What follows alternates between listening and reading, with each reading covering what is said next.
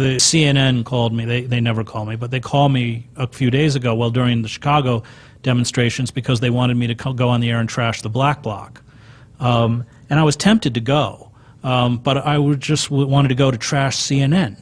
And say, look, whatever these Black Bloc kids are doing in the street, and I don't, I'm very critical of them, it's nothing compared to what you guys have done. It would have served, it was live, so there's nothing they could do. I'd never get invited again, which would be great. But I was too lazy. I had to travel into New York for like 6 or 7 minutes. I didn't do it. But, the problem is that the real issues that count, including climate change, are virtually shut out of mainstream discourse. And it's only taking place on the margins. Now, that's very dangerous for the power elite, because as things deteriorate, and they are going to deteriorate, the power elite becomes more and more discredited. I mean, Orwell says that all totalitarian systems rule through fraud and force.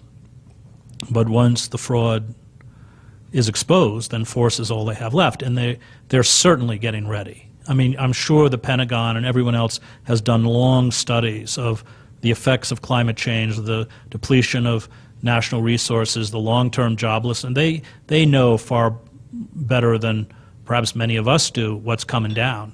The militarization of police forces. I mean, a night raid in Oakland, somebody getting their door kicked down, there's no difference between that anymore and a night raid in Fallujah.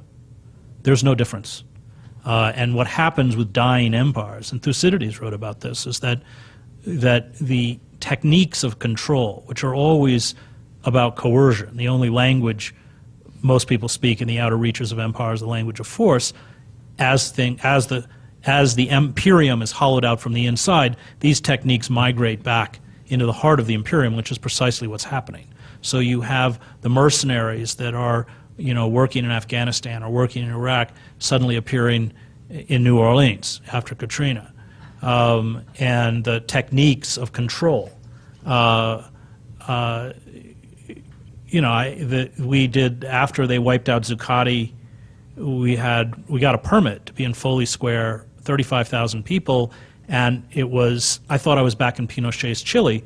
You had completely militarized, they're all dressed in black, they've got gigantic command centers, they had 2 helicopters up with searchlights. This was a non-violent demonstration which had a legal permit. So, yeah, I think all the signs are there that both in terms of the rhetoric, in terms of the ideology, and in terms, as you pointed out, the actual techniques of control, that what's coming down is not good.